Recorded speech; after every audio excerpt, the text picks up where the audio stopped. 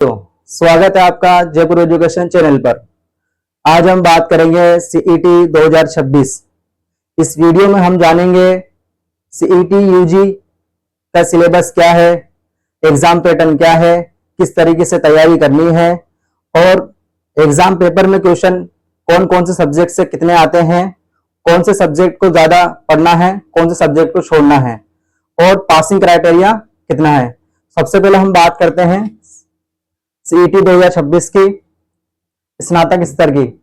इसके आवेदन की बात करें तो जून के लास्ट वीक या जुलाई के फर्स्ट वीक में शुरू हो जाएंगे। इसके बाद हम बात करें एग्जाम की डेट नवंबर के लास्ट वीक या दिसंबर में इसके एग्जाम होंगे। उसके बाद हम बात करते हैं कि सीईटी यूजी देने के लिए क्या योग्यता होनी चाहिए। ग्रेजुएशन कंप्लीट होनी चाहिए। अगर आप ग्रेजुएशन फाइनल ईयर में भी हो तब भी आप इसका फॉर्म अप्लाई कर सकते हो। नेगेटिव मार्किंग की बात करें, इससे पहले जो सीईटी हुई उसमें कोई नेगेटिव मार्किंग नहीं थी। इस बार ये नया नियम लागू किया गया है 1/3 का। इसके बाद बात करते हैं पेपर कितने नंबर का होगा। पेपर 300 नंबर का होगा और 150 क्वेश्चन आते हैं और 3 घंटे का होता है। और पेपर ऑनलाइन होगा या ऑफलाइन होगा। पेपर ऑफलाइन होगा ओमार शीट पर, ऑनलाइन पेपर नहीं होगा। और नया नियम ये लागू किया गया है कि वैधता इसकी 3 साल कर दी गई है। पहले इसकी 1 साल थी, अब ये 3 साल तक कर दी गई है। और ये जो 3 साल की वैलिडिटी है इसकी कब से शुरू होगी और कब खत्म होगी इस पे बात करते हैं। जब आप यूजी सीईटी दे दोगे उसके बाद जब इसका रिजल्ट आएगा, फाइनल रिजल्ट आएगा मार्कशीट, तो उस रिजल्ट आने के बाद से 3 साल तक इसकी वैलिडिटी रहेगी। ना कि एग्जाम फॉर्म भरने से शुरू होगी, बल्कि इसकी वैलिडिटी रिजल्ट आने के बाद से शुरू होगी और 3 साल तक रहेगी। इसलिए आप सभी को ध्यान रहे कि इसकी वैलिडिटी 3 साल है, तो आप बढ़िया से तैयारी करके सीईटी दें। सब्जेक्ट को छोड़ना है और पासिंग क्राइटेरिया कितना है। सबसे पहले हम बात करते हैं सीईटी 2026 की स्नातक स्तर की। इसके आवेदन की बात करें तो जून के लास्ट वीक या जुलाई के फर्स्ट वीक में शुरू हो जाएंगे। इसके बाद हम बात करें एग्जाम की डेट नवंबर के लास्ट वीक या दिसंबर में इसके एग्जाम होंगे। उसके बाद हम बात करते हैं कि सीईटी यूजी देने के लिए क्या योग्यता होनी चाहिए। ग्रेजुएशन कंप्लीट होनी चाहिए। अगर आप ग्रेजुएशन फाइनल ईयर में भी हो तब भी आप इसका फॉर्म अप्लाई कर सकते हो। नेगेटिव मार्किंग की बात करें, इससे पहले जो सीईटी हुई उसमें कोई नेगेटिव मार्किंग नहीं थी। इस बार ये नया नियम लागू किया गया है 1/3 का। इसके बाद बात करते हैं पेपर कितने नंबर का होगा। पेपर 300 नंबर का होगा और 150 क्वेश्चन आते हैं और 3 घंटे का होता है। और पेपर ऑनलाइन होगा या ऑफलाइन होगा। पेपर ऑफलाइन होगा ओमार शीट पर, ऑनलाइन पेपर नहीं होगा। और नया नियम ये लागू किया गया है कि वैधता इसकी 3 साल कर दी गई है। पहले इसकी 1 साल थी, अब ये 3 साल तक कर दी गई है। और ये जो 3 साल की वैलिडिटी है इसकी कब से शुरू होगी और कब खत्म होगी इस पे बात करते हैं। जब आप यूजी सीईटी दे दोगे उसके बाद जब इसका रिजल्ट आएगा, फाइनल रिजल्ट आएगा मार्कशीट, तो उस रिजल्ट आने के बाद से 3 साल तक इसकी वैलिडिटी रहेगी। ना कि एग्जाम फॉर्म भरने से शुरू होगी, बल्कि इसकी वैलिडिटी रिजल्ट आने के बाद से शुरू होगी और 3 साल तक रहेगी। इसलिए आप सभी को ध्यान रहे कि इसकी वैलिडिटी 3 साल है, तो आप बढ़िया से तैयारी करके सीईटी दें।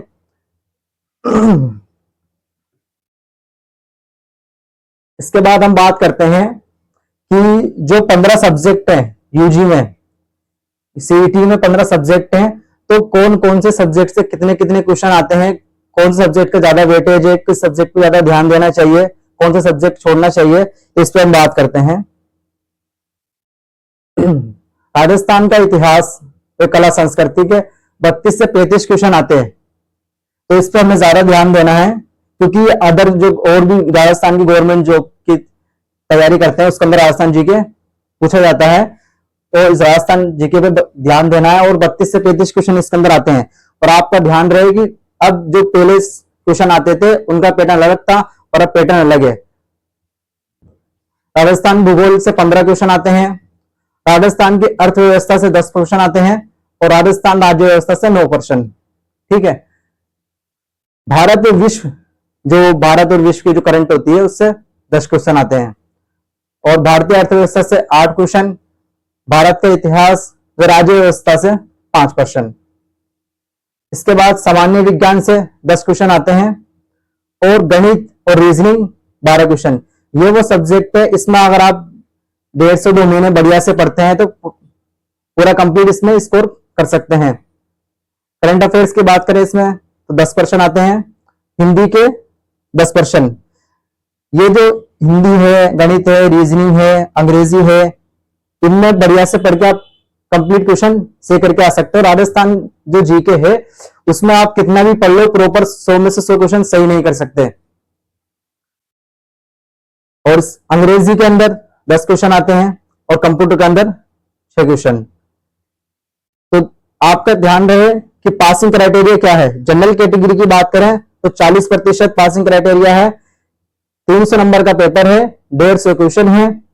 उस 150 क्वेश्चन में से 40% लाने के लिए 60 क्वेश्चन सही करना होंगे। कितने? 60। उसके बाद हम बात करें ST, SC, OBC, इनको 35% लाने हैं, यानी 150 क्वेश्चन में से 53 क्वेश्चन सही करने हैं तो इनका ही पास हो जाएगा।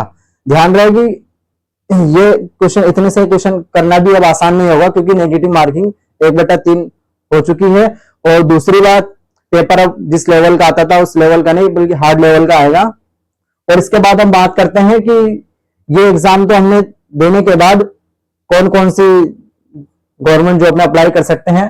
तो बात करते हैं, प्लांटो कमांडर की वैकेंसी आती है, जिलेदार की आती है, पटवारी की आती है, वीडियो की आती है ग्रेजुएशन में, कनिष्ठ लेखाकार की आती है, तहसील राजस्व लेखाकार, पर्यवेक्षक महिला अधिकारी, ये सुपरवाइजर, पर्यवेक्षक सुपरवाइजर, उप जेलर और छात्रावास अधीक्षक ग्रेड 2 इनकी वैकेंसी आती है यूजी के अंदर।